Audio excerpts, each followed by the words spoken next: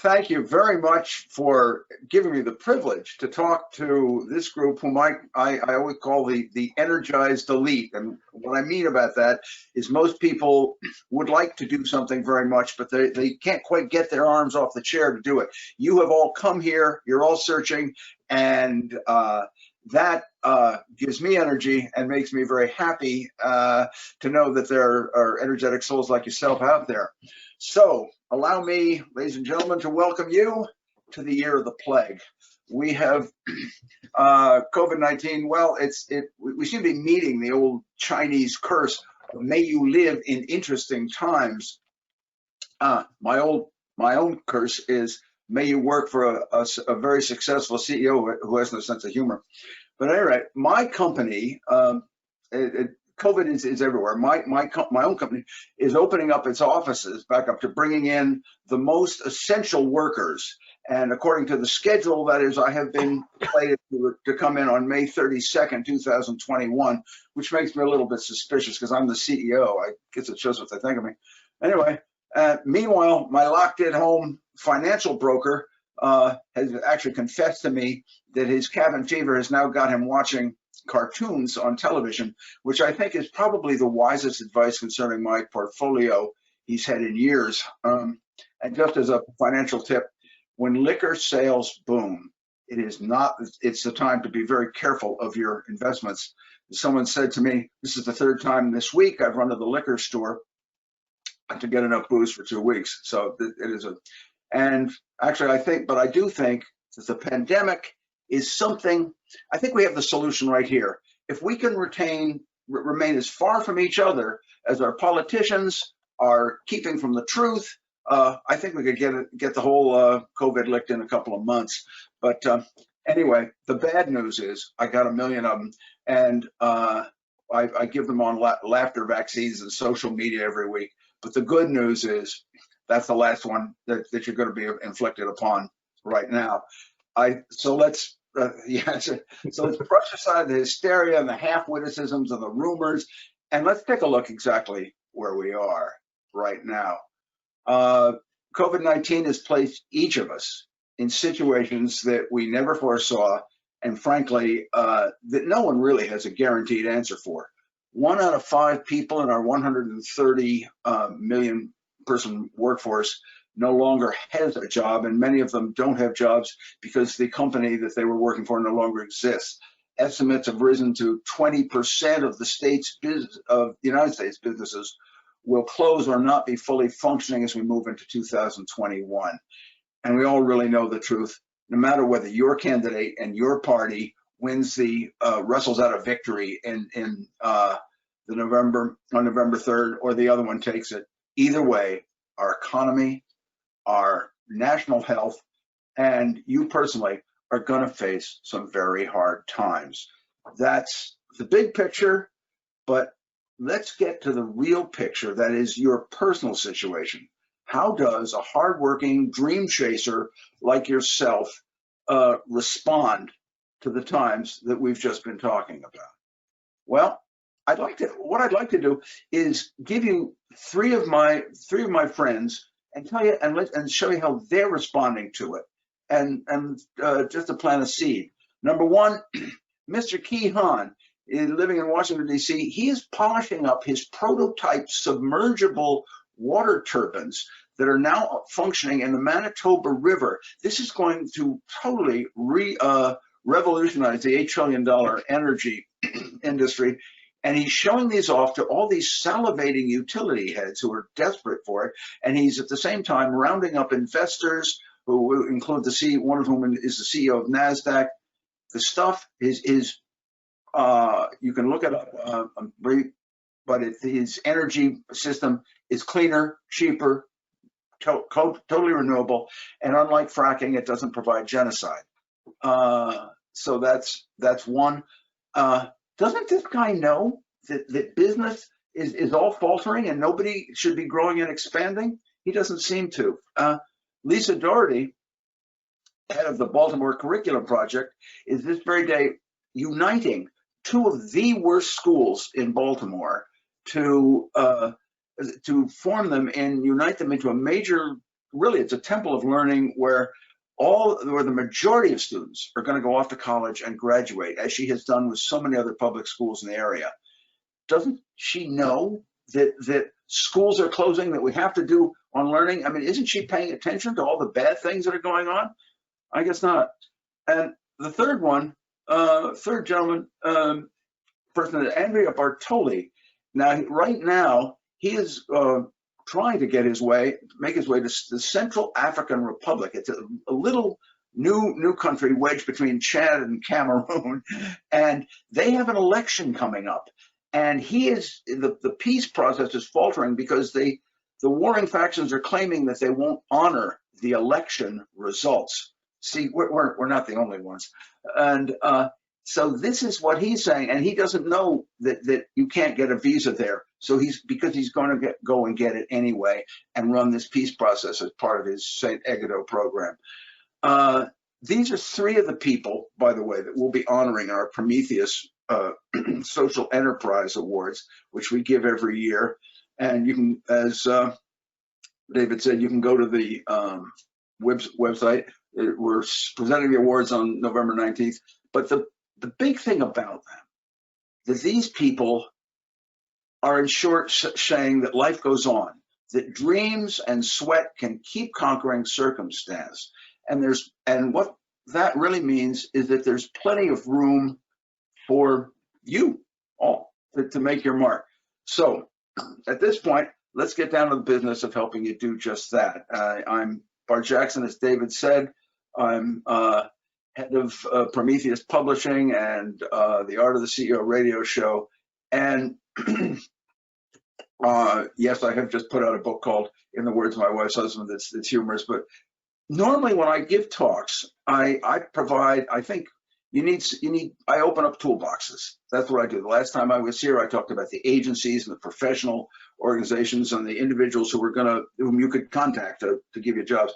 But in these times, I'd like to, if I may, talk about something that's a little different. I'd like to open up another toolbox, and that's one of attitudes.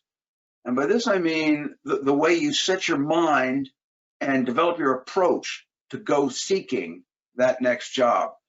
And so for the first part, I'd like to help you sort of bootstrap your image.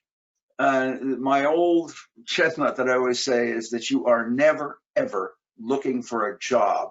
You are always offering your services. In your mind, hopefully you're giving, not begging. And if you take that attitude, if you look at it that way, that you're spreading a gospel, it'll really help you turn around and give you a more honest and more hopeful look at what you're doing. And I'm sure you all have much to give, but I'm going to bet 10 cents of my own money that you're not always letting folks know what you've got to give. If I were to ask someone, Joey Himmelfarb, could you unmute yourself for a second? No? Yeah. Joey? Morning, Bart. I'm here, yep. What do you do? What's your trade? Right now I'm unemployed. I'm looking for work as a either coach or customer service rep. Okay, great. Thanks very much. We got one more. Nancy Aronson, love the hat. What do you, unmute yourself. What do you do? What's your trade? I'm a software developer, engineer, and I'm looking for a job as an individual contributor. Okay, great. Doing that. Thank you. That's excellent. I spend my time looking to do what my wife tells me, but that's there's more profit in that than any work I've ever had. But anyway, and that's all fine. But at this time, times have changed, and employers are looking for what I call your second-tier skills. That is the other jobs of which you are capable, resources, sections of the company that you can handle. And in this, Clown wrote this book, CEO of Yourself, and in it, in the chapter 2, called, he asks you to walk around your warehouse. You're head of the enterprise. If you walk around your warehouse and look at your assets. So I'm going to give you a few, and while I give you these few, I'm going to ask you to think of some of the kinds of assets that are similar. For instance, are you the kind of guy who or lady who gets the group meeting moving? You're the one who has the words and the energy to set folks up in their project and get them on track and get the team going. So in other words, are you the team facilitator or the team leader, regardless of your position? Maybe you're, as you walk around the warehouse, you're going to say that you realize you're a distiller.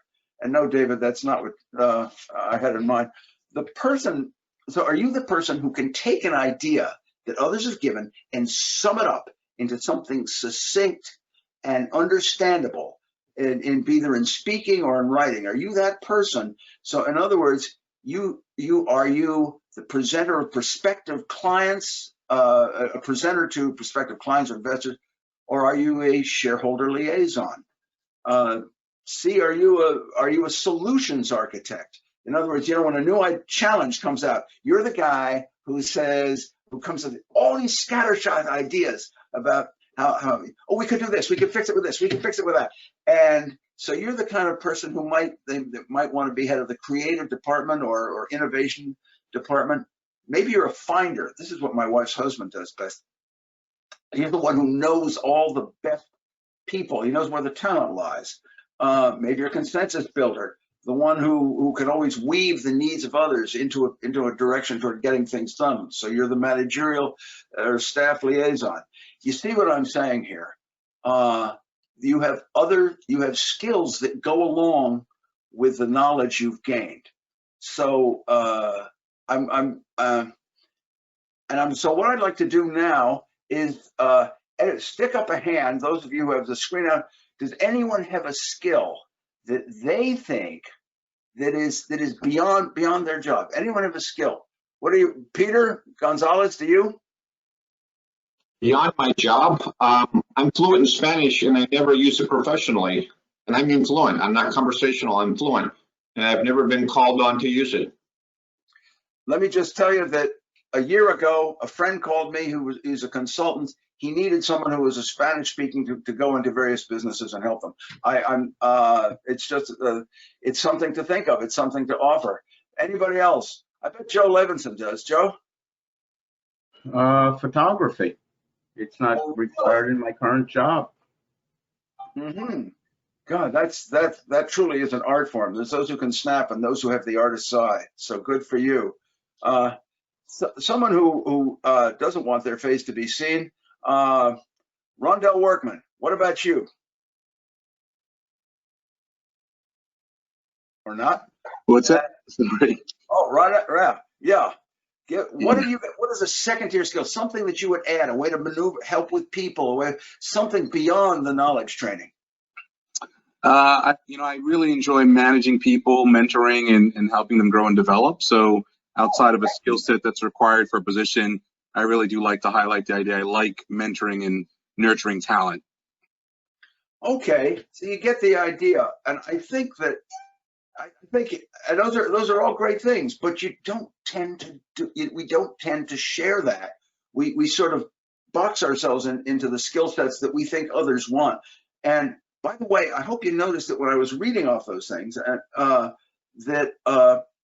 skill sets that I suggested, the second-tier skills, I made up my own titles, and this is something that so I invite you to look at those skills you've got, find a use for that in wherever you're seeking, and give it a title.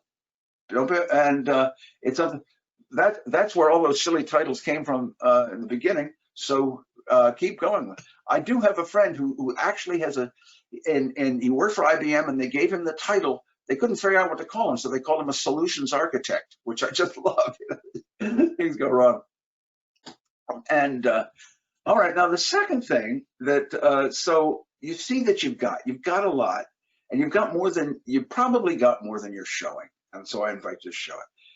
The second thing that's happened here in the middle of COVID is that you are in charge of the enterprise of you. You're an entrepreneur now. You're seeking a job.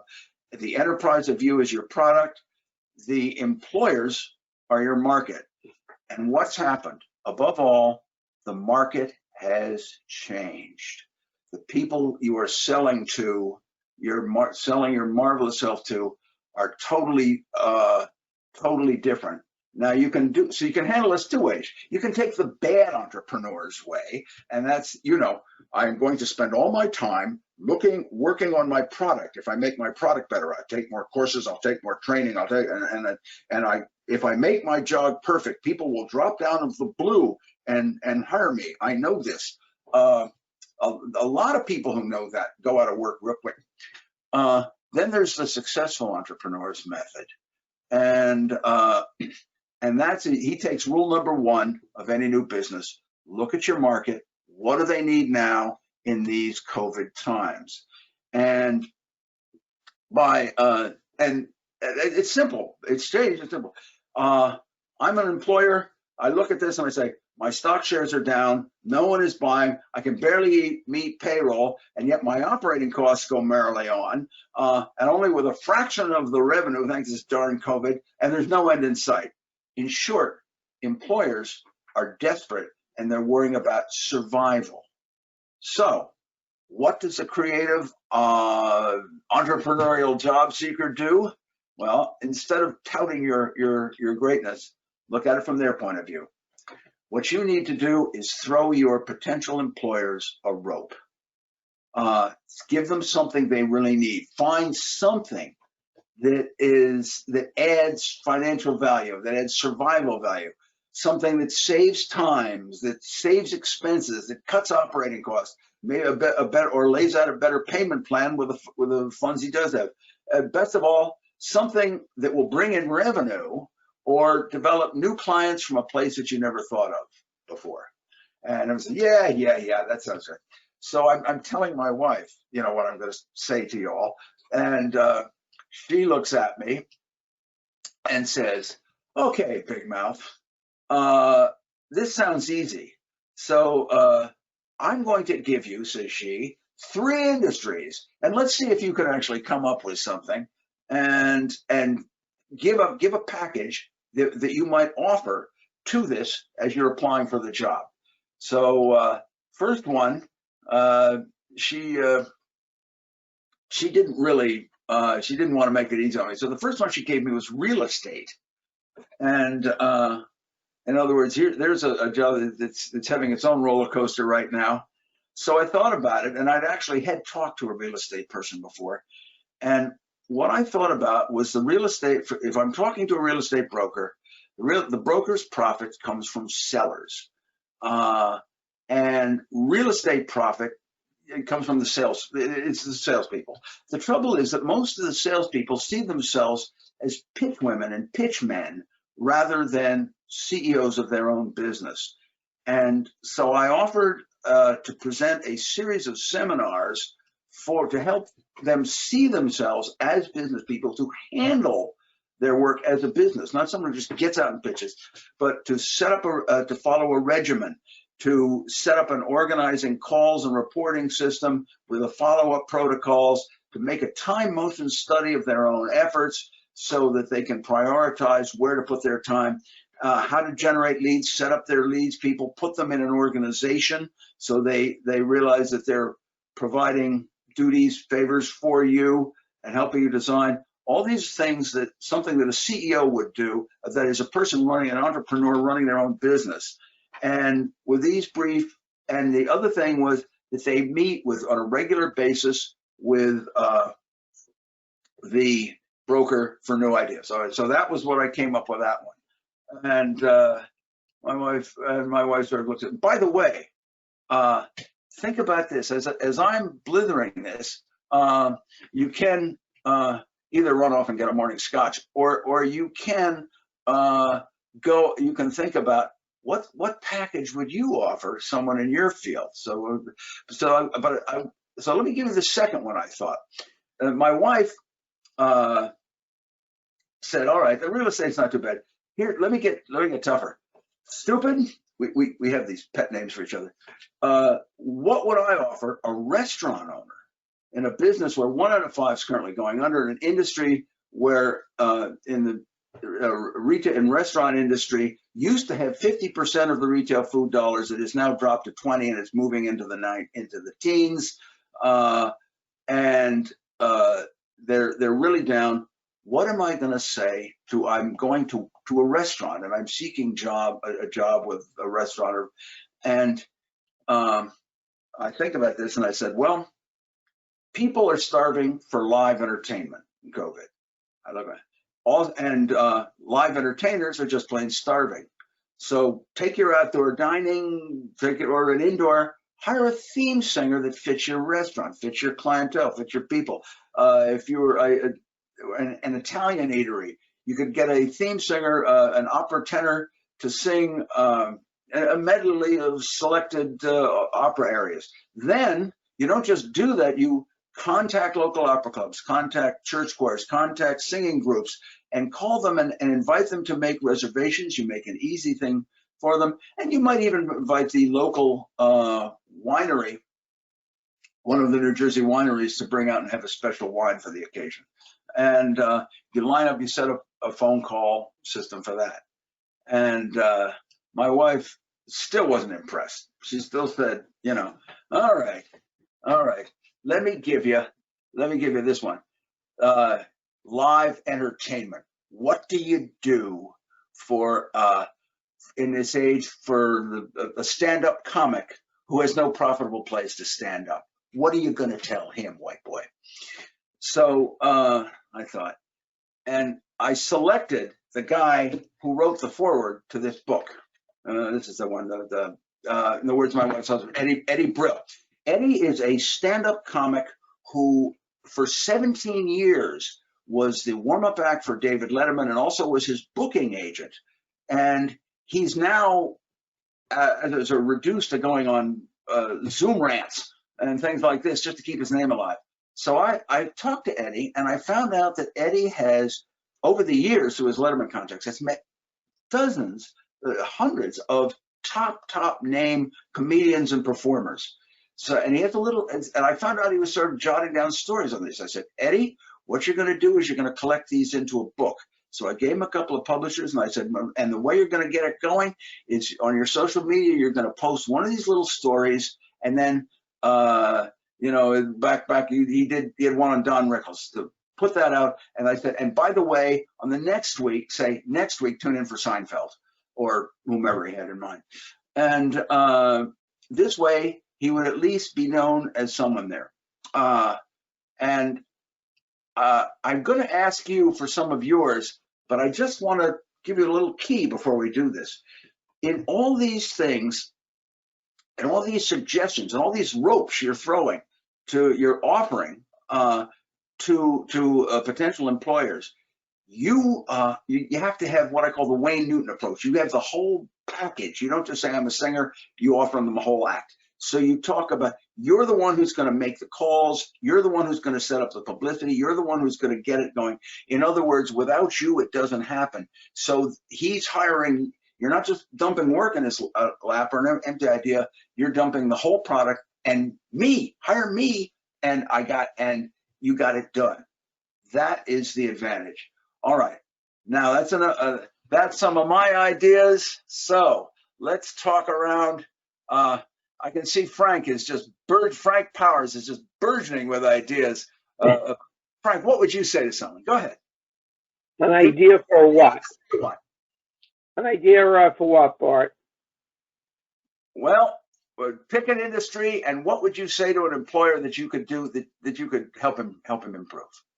I'm really good at delivering. I get things done. I take ideas and I implement them, and then I'm willing to adjust them afterwards based on the results. Okay. Have you got what kind of trade have you been dealing with? What industry? I've been in software. Okay, let's take software. I'm a software man. I'm looking at you.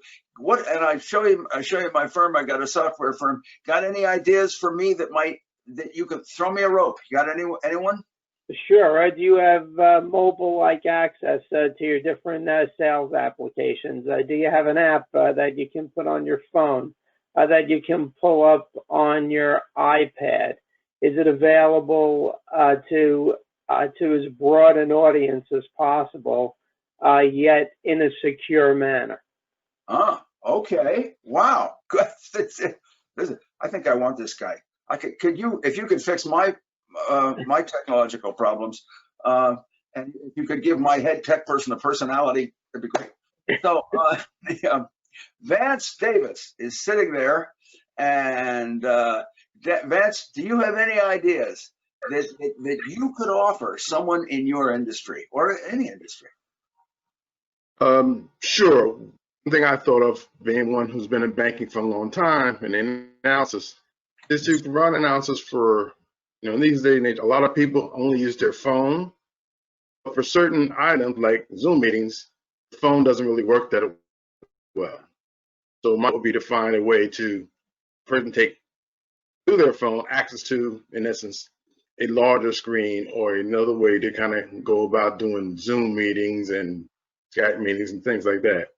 So it was like, take your phone, you connect to something in the cloud, so you can still get the benefit of a larger screen, even though you only have a phone. That's Vance. We need that. That'd be great. I want that for my phone. But I haven't got time to do it. Could you do that? Could you do it for me? Sure, I'll do the analysis, break it down for you, so you can have simple choices. Okay, there we go. There we go. Anyone got an idea? Stick a hand up if you have a face on the screen. Anyone got a good idea? I bet Lisa Westerfield, right here. She looks like one of the. She came on like one of Macbeth's witches. Cool it with a fenny snake till in the oven, broil and bake. Wonderful. Lisa, tell us. You got an idea? You got an idea that? Can you throw me a rope? In my industry, throw me a rope. I'm an employer. You have to unmute. Can you unmute? Do you want me to throw you in industry? Pick an industry, but pick your own industry that you like, whatever. Okay, how about healthcare? All right. Yes.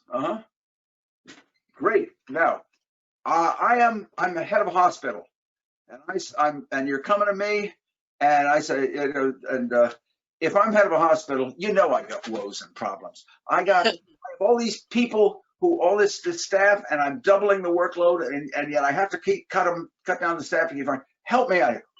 What can you do for me? If I hire you, what can you do for me? What ideas? Okay, so I'm making this up because I work on the engineering side, but engineering, it's probably how to redesign facilities, or even the tents that they're putting up to handle overflow from COVID. Mm-hmm. Oh, wow. Okay, that's what you do? Yeah. I help the architects, engineers, and contractors get that work. All right, this sounds great. So, but my point is, we got to get these tents up, and I have no idea how to do it, and we need to do it cheap, but it's got to be effective, and it's got to look nice. Give me some ideas. What do I do? I can bring in a team of engineers and architects that can help you do that. So you got the talent. You know where the talent lies, huh? I have the talent. All right. Okay. This is it. I mean, you've got these ideas. When you go home at night and you sit there and you swirl a scotch and you say, you know what we really should be doing in this company? That, jot it down, keep it up. That's your asset. That's what you've got, but you've got to deliver it as a package. I call the Wayne Newton approach. What I meant by that was Wayne Newton was a brilliant singer. He went to and he became Mr. Las Vegas because he didn't go into the casting director and say, I can sing a song. What he did was he went out and he gathered together he got comedians, he got showgirls, and he put them together in a package, and he walked and he says, I can fill from 10 o'clock to 12 o'clock on your stage. And the guy, and of course they want that, rather than I can get on there and sing. See the difference? He put the package together. Anyway, it's just a thought. And so there's all there's 49 questions. Should I stop and take questions, or should I go to the end? What do you think, Dave? So actually, they're not questions, they're commentary that doesn't directly pertain to the program. So keep it going. But of course, I'll keep an eye out now that you've asked for people to submit questions. Okay. Well, we're going to more, because there is one other thing another thing that was came to me, and that is another thing that has happened in our COVID times is that a lot of the old bets are off. I was sitting at an Association for Corporate Growth marketing meeting. I'm on the committee there. Which, by the way, the Association for Corporate Growth is cross-professional. I invite you, so that's why it's good, I think, for many of you folks here to take a look at. I just pass it on. But the former head of the ACG said, we're sitting at the marketing meeting trying to find what are good ways to get this company going, to get this organization out there, get more members, blah, blah, blah. And Sally leans back and she says, you realize, welcome to Fantasyland. Everything that we've never tried, we can now try. All the old methods of contacting people, of getting them together, are different, and we can do stuff that we would have thought would not have been beneficial for the time before. And so, and this is something that you all could do and think of when you're new bets. The old ways, yes, you can send out the resume and keep hitting send and so forth, and that may work. I'm not saying destroy it all, but there's new things you can do. And here's a couple of things like I had in mind that I have seen work with other people. Number one, have you thought of reaching out and forming a GoToMeeting or an online group, inviting people to join, as this fella did, a wine tasting program? You bring your own wine, you sit it there, you talk about it. And in other words, what he did was he picked a hobby that he had, and he invited two kinds of people. There's two kinds of people in your jobs: business leaders, people who could employ you, and also conduits. Conduits are those individuals who know people, who lead you to people. So he invited some friends, and several of the conduits and business leaders. He invited a lot. Several came, and they're talking about this as a hobby. He's not afraid to say that he's looking for new positions and so forth. It comes out. It's a great way of connecting with people. There was another fella I know who started, who is connecting with people by a business group. He started a business books review group. So he asked people to read and bring in business books, and they review them. And authors are easy to get. If you want to have them come, everyone's writing a book now on business nowadays. For The Art of the CEO, from January to June, I received from authors who wanted to get on the show 58 books on corporate leadership, which is fascinating. I think leadership, the basics of leadership were developed somewhere between Alexander the Great and Jesus Christ. And I'm not sure a whole lot new has come on, but there sure is a heck of a lot of new books. Anyway, you could talk about business books, but the third one that I thought was really clever, this you can put out a solutions forum for your industry. Okay, Lisa, you said you're in engineering. You could do an engineering solutions or healthcare engineering forum. You can be online, it can be a podcast. You invite people in the industry, and perhaps just send out the word to a few select employers that that each week you're proposing a problem, how to handle outdoor COVID testing, whatever. And everyone talks about it, and you make sure your ideas are heard. You're setting yourself up as a silo of information. And I just asked does this take a lot of extra work? Yes. Is it going to pay off? Yes. Does it beat hell out of sitting there and typing to the 300th one, your resume, click into resume dustbins are us? Yes. Mm-hmm. And so that's all I'm saying. So give that a try. Think of the new bets that are off. And if anyone has a good one, we'll share that. I just have one more thing, because I see it's the time is saying, Bart, get off here. So quickly, one other thing that has happened, this is a COVID advantage. Everything's changed. We're launched at different times. And what this does give you, this gives you some time to reflect. And so I invite you all to go to entrepreneur rule number 2, go back to the basics and say, just what in heaven's name do I think I'm doing? I ask you to sit down one evening with something warm, good tea, and sit there and reflect, and honesty counts. So write this down and write these down. I'm going to ask some questions. First of all, why do I work? Why work at all? I mean, you can marry rich. Why work? Is it because I need the cash? Is it to scratch my creative itch? Is it to be a habit? Is it to impress my peers? Maybe all of those, but ask yourself why you're really doing what you're doing. Why are you searching for a job? Second, ask yourself, what do I get out of work? What do I expect to get? Obviously, dollars, respect of others, respect from others, respect from myself. Think about this, because this is going to govern where you're spending the majority of your waking hours. Ask yourself that. And then let's get fiscal here. What is my preferred lifestyle? What is my possible lifestyle? And what are my absolute needs? Do I really need the grass? Do I really need to hire someone who's here nearly legally to cut my grass? Do I need to cut my grass? Do I care? This is what minimal budget will it take for me to survive in this lifestyle? And you think, and then finally, what am I seeking to? What fulfilling aspects am I seeking out of this career? These are all things to consider.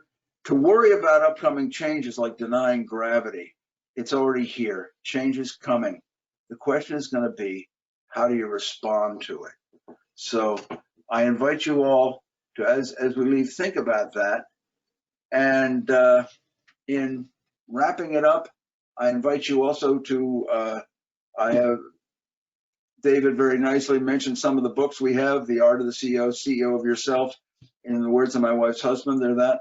I hope also that you will go to bartsbooks.com, and if for no other reason, I hope you'll all buy the books, but probably even more important, I would like you to prepare to be uplifted. Click on Prometheus Awards. See some of the most fascinating social entrepreneurs. You can see last year's winners. You'll see this year's candidates. And I invite you to come in and look at the invitation and sign up for the awards meeting Zoom. There will also be a Torchbearer Talks book that you can get afterwards. It's a video book. Each of these amazing people will be giving talks, and they're very inspiring. And if you don't want them, make darn sure your kids see them. It's very important. Anyway, I pass that on to you. And in the final words, just remember that you have an awful lot to give out there. And so use it, spend it like a very rare wine, because it is indeed.